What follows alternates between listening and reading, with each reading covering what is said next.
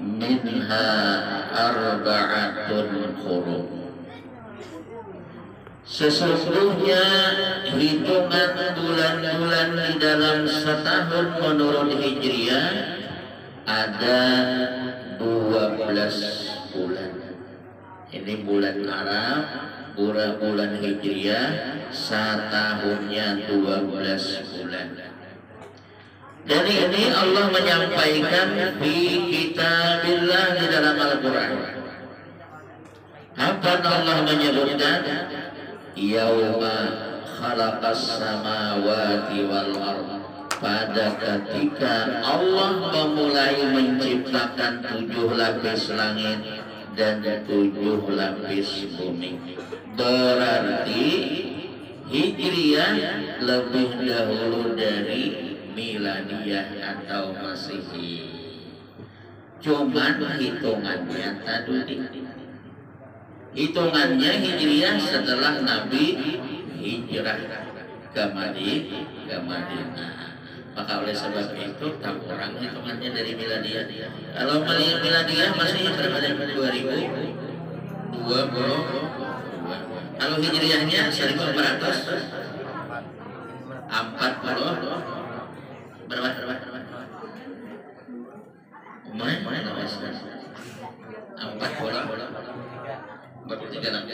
Iya, biar bertanggung jawab. Nah, jadi kalau kita melihat 2022 dengan 1443, itu talawas Miladiyah, talawas Masehi. Kenapa maka talawas Masehi? Intinya tahun Hijriah itu dihitung sejak Nabi hijrah pindah ke Madinah. Kalau sebutannya mulai Allah mula langit dan bumi ini. Nah, lalu apa yang disebutkan oleh Allah? Minha arba'atun hurum. Ada 4 bulan yang dimuliakan oleh Allah. 1 bulan Dzulqa'dah, 2 bulan Dzulhijjah, 3 bulan Muharram.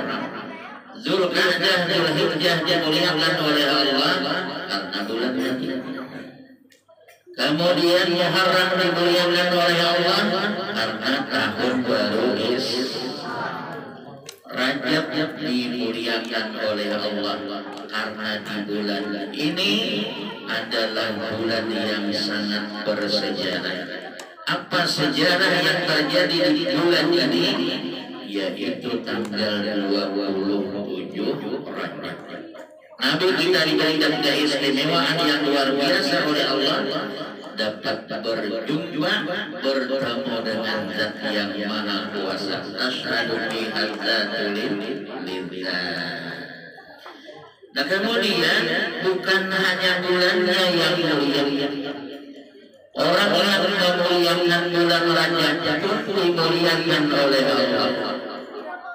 Apa hadis Nabi, ujar Nabi, siapa yang memuliakan bulan Rajab, siapa yang membesarkan bulan Rajab, siapa yang menghidupi dengan amal ibadah bulan Rajab, maka satu hidupnya diberikan oleh Allah ketenangan dan ketenteraman.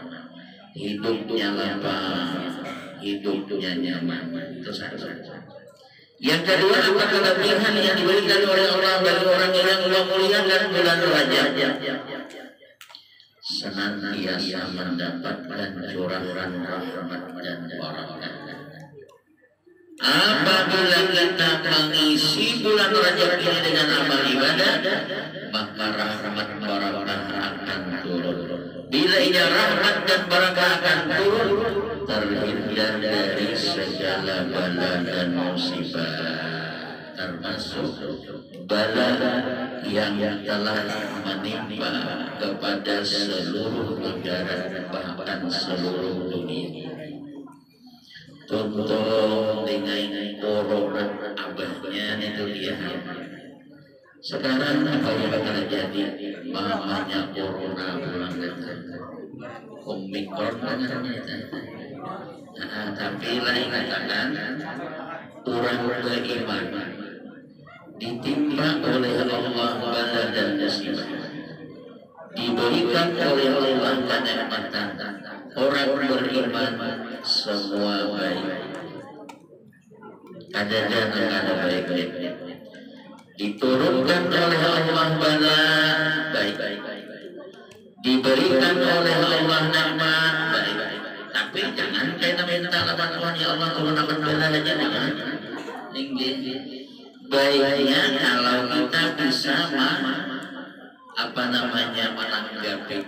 Bila ini bala, hadapilah dengan sabar. Jangan kita menyalahkan orang, karena memang ini adalah ketentuan yang memang sudah ditentukan oleh Allah kepada kita. Nah, tinggal apa yang dikehendaki oleh pemerintah, laksanakan dan jalankan. Kita turuti apa yang disampaikan oleh pemerintah. Kadang-kadang memang di masyarakat ya bertolak belakang. Kita di sekolahan Anda vaksin, abah mamanya ada hakon, kenapa takutan? Ya memang ada yang terjadi. Ya kita kembalikan kepada yang Maha Kuasa supaya jangan ada dari kuasa bahwa bala ini datangnya dari Allah dan pasti ada hikmahnya. Gimana caranya kita menghadapi ini supaya dapat nilai di sisi Allah? Hadapilah dengan sabar. Kayak apa sabar itu? Kembalikan kepada Allah. Kayak apa sabar itu? Jangan mengeluh. Kayak apa sabar itu? Jangan marah. Ibadah yang sangat-sangatnya mati. Itu sudah memang takdir Tuhan pada orang apa. Ada kewenangan yang disuntik kan Tuhan menghendaki. Nah itu kita menyikapi kalau sudah terjadi. Dan bagi pihak misalnya para seluruh dewa-dewa, apalagi pihak yang harus melaksanakan program vaksin dari pemerintah ini pada mau nanti itu sudah ada nanti. Jadi kita terima aja. Nah jadi yang kedua, siapa yang memuliakan bulan Rajab seandainya kena jua balaan hasanah. Kalau seandainya selamat, alhamdulillah, bersyukur kepada Allah Subhanahu wa Ta'ala. Yang ketiga, apa yang diberikan kelebihan oleh Allah bagi orang yang memuliakan bulan Rajab? Diampuni oleh Allah segala dosa dan kesalahannya. Nah itu kelebihan bagi orang yang memuliakan bulan Rajab. Harapan kita pagi hari ini kita berkumpul, apa acara yang dilaksanakan, khatamul Quran, apa acara yang dilaksanakan, membaca maulid simtul Quran, apa acara yang dilaksanakan, tausiah, baca Quran dan sebagainya. Itu semua mengundang akan rahmat. Harapan kita mudah-mudahan curahan rahmat senantiasa menyertai hidup kita. Bapak, Ibu, dan adik-adik sekalian yang dirahmati oleh Allah, peristiwa Isra dan Mi'raj, junjungan kita Nabi besar Muhammad sallallahu alaihi wasallam adalah peristiwa luar biasa dan di luar dari akal pemikiran kita. Artinya ada awan dicerna oleh otak, hanya bisa dicerna dan kita bisa menerima dengan iman. Kenapa? Karena Isra dan Mi'raj adalah satu mukjizat yang sangat besar.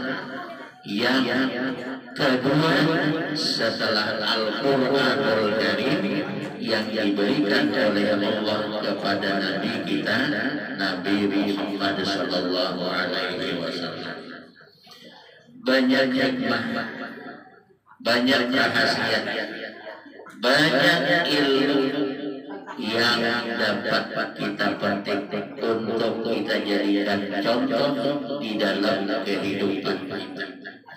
Kalau kita baca Isra dan Mi'raj, kalau kita dengarkan tausiah tentang Isra dan Mi'raj, perjalanan Nabi itu tidak ubahnya, sama persis persis dengan perjalanan kehidupan kita.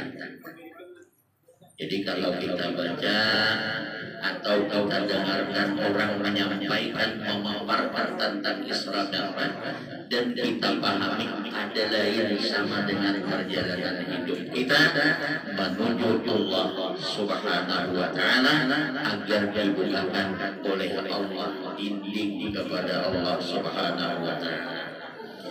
Apa tujuan Isra dan Mi'raj? Satu, Allah hendak menyampaikan, Allah hendak memperlihatkan kepada Nabi Muhammad tentang kekuasaannya. Ayatnya, linuriyahu min ayatina.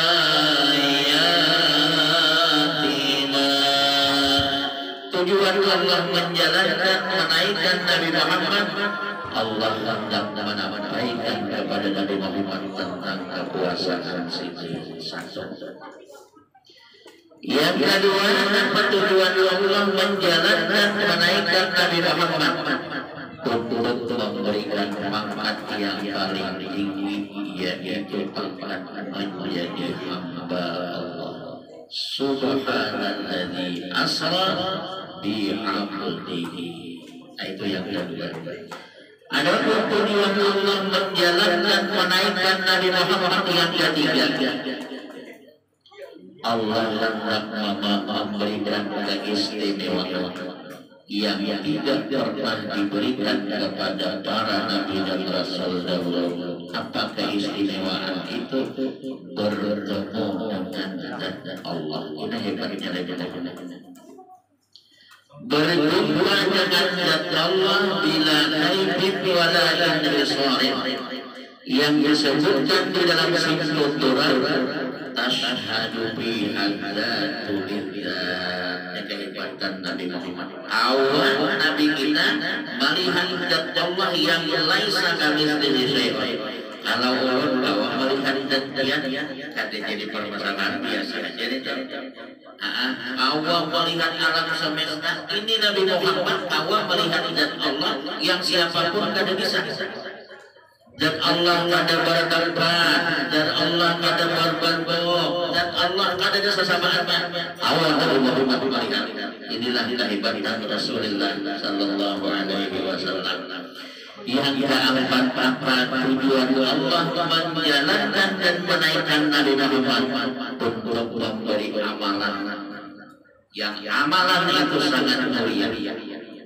Yang amalan itu sangatlah penting di dalam kehidupan kita, yaitu sembahyang 5 waktu yang asalnya 50 menjadi 5. Namun Allah ada mengurangi nilainya. 1 dibalas 10. 5 seharian semalaman kita lihat pahalanya sama dengan sembahyang 50 rakaat sembahyang siang dan malam. Bapak Ibu dan adik-adik sekalian yang dirahmati oleh Allah, apa uswahnya dengan tentang peristiwa ini? Kita pun sama dijalankan oleh Allah.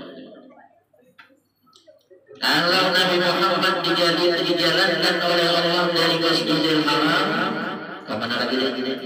Ke Masjidil Aqsa. Ini jauh-jauhnya ke sana. Kalau pertama sama. Nah, itu. Kemudian Nabi Muhammad dinaikkan dari Masjidil Aqsa menembus 7 lapis langit ke Sidratul Muntaha sampai ke Arsy, sampai ke Mustawa. Turun balik ke Masjidil Haram. Itu Nabi. Kita sama di jalanan Tuhan, kita asalnya berada di alam arwah. Lalu dijalankan oleh Allah dari alam arwah, alam rahim, diproses bentuk tubuh kita menurut kehendak Allah. 40 hari setetes air mani mama dan abah dibuat di dalam rahim. Lalu Allah Ta'ala jalankan 40 hari kembali, dirubah oleh Allah menjadi sebuah dada. Ini proses perjalanan hidup kita. Siapa yang menjalankan itu? Ya Allah. Ditambah 40 hari menjadi sebuah dada, baru dibentuk oleh Allah dengan bentuknya pun sekehendak Allah, bukan sekehendak mama, bukan sekehendak abah. Kalau sekehendak abah, nyata paling pengasah, paling langka, paling pintar, paling segala-galanya, sampai tak paling kesnya. Tapi karena Allah yang berkata, datanglah malaikat hafallah menuju Allah, ya Allah ini segumpal daging akan dibentuk. Tolong memohon kepada engkau, apakah dibentuk dengan sempurna atau tidak? Ujar Tuhan sempurna. Nah, yang sempurna berhidung, bermata, bertelinga, ujar Tuhan pada sempurna, ya. Ujar Tuhan tinggal tangannya sebelah, ya sebelahnya tangan. Itu semua kehendak dari Allah. Nah kemudian setelah dibantu ya Allah, apa ditiup-tiup atau tidak ditiup-tiup? Ya Allah, lagian ginian atau lentir? Tuhan lentir. Nah dikasih alat lalu penting. Apa orang kampung itu menyebut pinjong, bahasa Arabnya puasa. Ya Allah, berapa rezekinya? 3 triliun. Berapa umurnya? 60. Kemudian dia ini di mana hidup? Di Kertanegara. Di mana meninggal? Ya di Kalimantan, karena situ banyak alokasinya kuburan di situ. Perumahan akhirat banyak cerita. Dibawa dengan lembaran kita kayak kita baru dibantu. Wahai hamba Allah, wahai Rabb, apakah kalian menerima ini catatan dari Allah Subhanahu wa Ta'ala, ini iradat dari Tuhan? Bila ini kita menerima, diproseslah kehidupan kita, dijalankan Allah kita dan di alam rahim, kebiasaan 9 bulan 9 hari, paling lawas 4 tahun.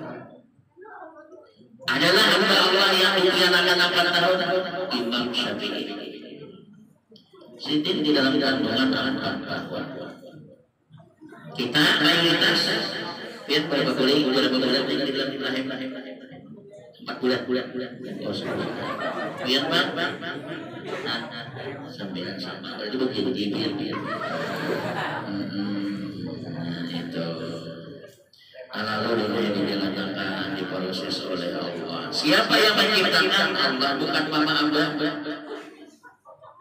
Itu asalnya Allah menampakkan kekuasaannya kepada kita. Sekarang sempurna kekuasaan Tuhan. Dahulu Tuhan ada maulah makhluk manusia, abahnya kan ada, mamanya kan ada. Dahulu Allah menciptakan makhluk di dunia sini, Hawa katanya tanpa mama. Dahulu Allah menciptakan Nabi Isa tanpa abah. Sekarang dengan kesempurnaan Allah menciptakan makhluk manusia. Pasti ada abahnya, pasti ada mamanya. Bilanya abahnya ada dari pasti ada temuan orangnya. Karena sudah sempurna Tuhan Allah itu. Nah kemudian dijalankan dengan lahir kita ke dunia karena menerima ketentuan dari Allah. Setelah lahir di dunia, apa tujuan Allah menciptakan kita? Sama halnya tadi. Linuriyahu min ayatina. Tujuan Allah maulah kita hidup di dunia ini supaya kita nomor 1 mengenal akan Allah, belajar ilmu tauhid, belajar sifat 20. Itulah tujuan pertama. Di sini ada kurikulumnya dulu, agama ada, mudah-mudahan kita hanya sama-sama pemerintah aja kita isi akan yang berkontak kalau di situ Asmaul Husna, nama-nama Tuhan, supaya mereka mengenal akan Allah dan mengenal kayak apa dan Allah, karena itu tujuan utama. Tujuan utama dan pertama Allah menciptakan kita hidup supaya kita mengenal akan Allah. Man arafa rabbah, man arafa nafsah, faqad arafa rabbah. Nah, ini nomor 1. Yang kedua, tujuan Allah menjalankan kita supaya kita bujur menjadi hambanya. Jangan jadi hamba dunia, jangan jadi hamba pangkat, jangan menjadi hamba makhluk, jangan jadi hamba syaitan, dan jangan menjadi hamba hawa nafsu, bahkan jangan menjadi hamba tar. Ada kalau hamba tar dia tahu tiba-tiba hamba tar iya hamba tar itu hamba tar itu sembahyang ada mau, puasa ada mau, nyembah lumpur aja di kalangan itu hamba tar katanya. Jangan menjadi hamba tar, jadilah hamba yang sebenarnya. Lalu kita hendak tahu kayak apa kan syarat orang menjadi hamba agar diampuni oleh Tuhan menjadi hamba Allah satu. Terimalah kenyataan hidup ini, kita tanggapi, kita hadapi segala apapun yang terjadi dengan positif. Jangan menyalahkan siapa-siapa. Corona datang, kita tanggapilah. Jangan menyalahkan pemerintah. Jangan enak dulu. Modelnya malah anak-anak pemerintah, memang itu juga harus kisahnya ya Allah. Itu. Kalau kita bertahu, kira-kira Pak Jokowi bin Kedahakon, rakyat yang ditimpa oleh bala musibah seperti ini. Tapi tangan Tuhan sudah menurunkan kayak ini. Tinggal kita menyikapi. Karena kita sudah bertauhid, apa tujuan Allah memberikan bala, apa tujuan Allah memberikan nikmat, itu harus kita kaji. Tujuan Allah memberikan bala supaya kita dekat dengan Allah. Tujuan Allah memberikan nikmat supaya kita marah lawan Allah. Dan kita tanggapi dengan positif. Tujuan Allah memberikan bala seperti ini di antaranya kalau memang terpapar juga Allah akan mengampuni dosa kita. Kalau memang terpapar juga apa tujuan Allah memberikan bala seperti ini? Allah hendak memberikan balasan yang berlipat ganda kalau kita sabar menerimanya. Nah ini bilang dengarannya lawan Tuhan. Bila ia sudah belajar tauhid, lapangannya tauhid, ada siang ingat Allah maulah siang. Turijun laila bin nahari wa turijun nahara bil lail. Puja Tuhan yang maulah siang dan malam itu apa? Yang menghidupkan, yang mematikan itu apa? Yang memuliakan, menyenangkan itu adalah aku. Yang memberikan kekayaan dan kesusahan itu aku. Semua apapun yang terjadi di alam ini adalah perbuatanku, sifat dan perbuatanku. Nah ini mengerti dengan keadaan.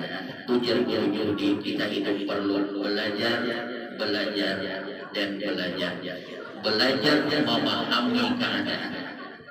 Belajar menerima segala problema yang sulit yang Allah berikan kepada kita.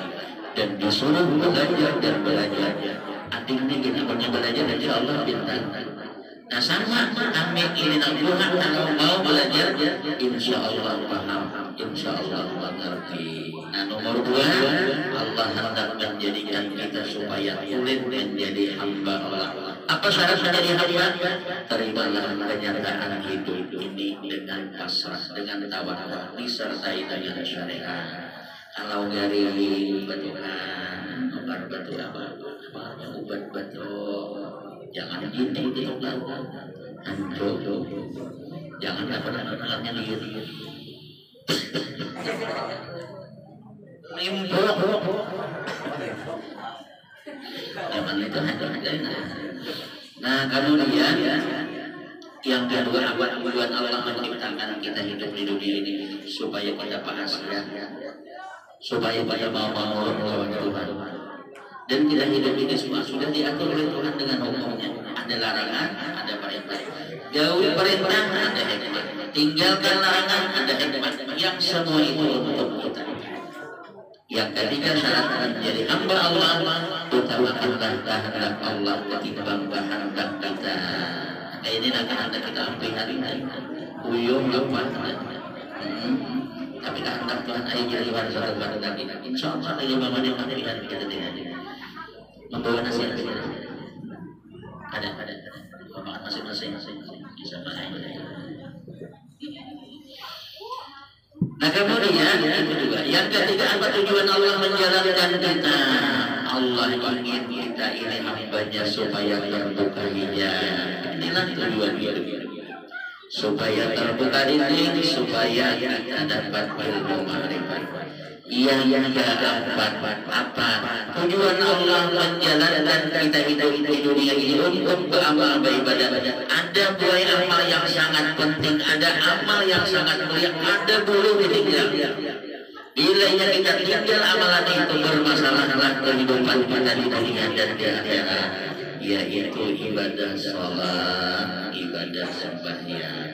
Kalau kita ambil hikmah dari perjalanan Isra dan Mi'raj dan perjalanan kita, apa modal kita di dalam menjalani hidup ini? Dua uting diambil naik.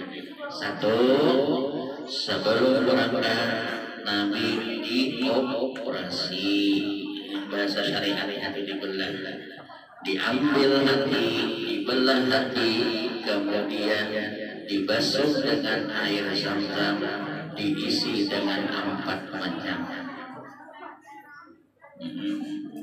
Apa maksudnya ini? Bahwasanya Rasulullah telah mencontohkan kepada kita. Nah, dibelah hati. Setelah dibelah, diambil hati. Setelah diambil hati, dibelah hati. Bukan hati Nabi itu kotor, tetapi bersih, tambah lagi lebih bersih. Bukan hati Nabi itu kotor, tetapi apa yang terjadi dengan Nabi itu semuanya contoh bagi kita. Nah, imbas sudah bersih, apa ngarannya lalu diisi dengan iman, Islam, ilmu, dan hikmah. Apa maksudnya? Pembersihan batin lebih baik daripada pembersihan luar. Pembersihan batin lebih utama dari pembersihan luar. Kenapa? Karena hati adalah raja. Rakyatnya adalah anggota yang luar ini. Hati adalah raja, rakyatnya adalah yang di luar ini.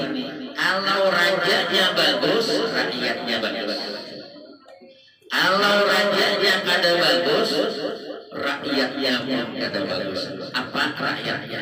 Mata, montong, telinga, parut, dan seluruh panca indera. Itu rakyat dari rakyat. Bila inya hatinya bagus, pasti kada penyarikan. Bila inya hatinya bagus, ada pendengkian. Jauh-jauh jangan ada buka sejak ke barat sini. Bila inya hatinya bagus, ada sombong. Bila inya hatinya bagus, ada angkuh. Biasa lah. Nang di luar ini kada bagus, oleh lantaran rajanya kada bagus. Nah, oleh lantaran nang di dalam hati ini penentu bagi yang luar, maka Rasulullah mengatakan pembersihan hati lebih utama dari pembersihan luar. Dan itu nilai yang menjadikan kalian mulia di sisi Allah. Dan itu yang menjadikan dia dicintai oleh Allah.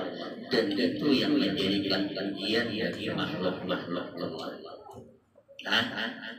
Orang yang ada puas tapi hatinya puas kurang. Siapa aja orang yang ikut tadi santun benar mandirannya, baik benar lakunya, ketika muha yang jelas, awal yang jelas, tapi akhlaknya kayak tahe, dihina orang, dicaci maki orang. Nah ini pembuktian bahwa hati ini lebih biar dia tidak bertahan puas pada hatinya puas, hatinya kan tampan. Ada keduanya tinggi, hati paling baik. Nah kemudian apa yang diisi iman kita hidup di akhir zaman perlu menjaga dan memelihara iman. Kenapa? Karena iman modal utama dan pertama. Nah kemudian kenapa sangatlah perlu kita jaga iman di dalam jiwa kita, di dalam hati kita, karena kita hidup di akhir zaman yang merusak, merongrong iman kita. Sungguh sangatlah banyak tantangan hidup kita, sangatlah berat. Nah jadi apa modal kita berjalan menuju Allah? Iman pelihara, Islam pelihara, yang ketiga ilmu tuntut. Tadi sudah disebutkan siapa hendak nyaman di dunia, siapa hendak nyaman di akhirat, siapa hendak nyaman di dunia dan di akhirat, berilmu. Menyangka ada ilmu nangkaya apa ditampur oleh angin, amanah angin membawa, kasihullah inya hingga ada dapat dilihat, ada dapat doman di dalam kehidupan. Nah kemudian yang keempat, apa yang perlu kita isi di dalam batin, yaitu hikmah. Apa arti hikmah? Di dalam kejadian apapun yang terjadi, kita harapkan Allah membuka akan rahasianya itu. Bilanya sudah dibuka oleh Allah rahasianya, apa rahasia corona yang Allah turunkan kepada kita dibukakan oleh Allah, bisa kita menerimanya dengan sabar. Itu hikmah, itu penting, itu satu. Yang kedua, yang terakhir, apa hikmah yang dapat kita ambil dari peristiwa Isra dan Mi'raj? Sembahyang jangan ditinggal. Karena Nabi menyatakan ada 3 rahmat yang dicabut oleh Allah. Satu, rumah yang ada di sembahyang. Bila kita berisian rumah, bila kita berisian tempat tinggal, dan tempat tinggal itu ada pernah disembahyang, baik sembahyang wajib atau sembahyang sunat, maka diangkat oleh Allah rahmat di situ. Kalau kita melihat ada tenang, rancang kasurupan, mama abah bilang bahagia, anak lawan mama abah berbahuana, kenapa rahmat pada Allah. Rasulullah bersabda, "Nawwiru buyutakum bis-shalah wa bi qiraatil Qur'an." Cahayailah rumahmu dengan sembahyang dan baca Quran. Wala taj'alu buyutakum maqabira, jangan engkau jadikan rumahmu seperti kuburan. Pian wanilah kuburan jil satu malam. Jangan engkau jadikan rumahmu angker seperti kubur. Orang-orang naik malam di kubur itu baik lupa. Tiga hari ini kita aku naik orang bahkan lupa, bahkan mengajikan akun orang di halus tapi dari lupa akun orang. Nah jangan kita jadikan rumah itu seperti kuburan, ada nyaman, ada tentram, ada tenang, ada. Terus yang kedua, rumah yang dicampur oleh Allah keberkahan, di rumah itu dilakukan perzinahan. Saya menjelang di rumah itu, kalau bekas di apa ngarannya betul hotel. Bila ini dilakukan orang perzinahan di situ, maka hotelnya itu betul. Ada orang beberapa orang dulu jauh di situ juga sirah ada tenang, ada tahu satu begini.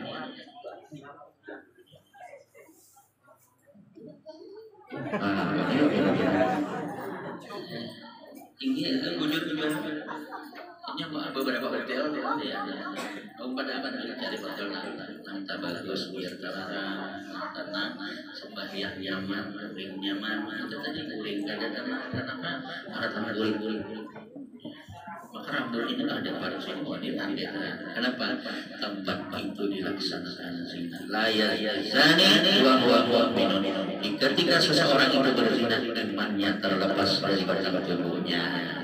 Yang ketiga penyebab rahmat Allah ada turun di rumah itu ranjang makanan buang ganti. Nah itu usahakan ada makanan diberi orang, ada minuman, ada lebih baik belum lagi habis masanya, kemudian masih kalau kita konsumsi berikan orang yang lebih memerlukan. Bila di rumah itu makanan terbuang-buang atau dibuang-buang, maka malaikat rahmat tidak akan masuk ke rumah tersebut. Nah intinya sembahyang jangan ditinggal kalau nyaman dunia dan akhirat. Itu aja yang belum sampaikan. Minta ampun, minta maaf, minta ridha Allah. Dan Allah wa iyyakum ajma'in. Assalamualaikum warahmatullahi wabarakatuh.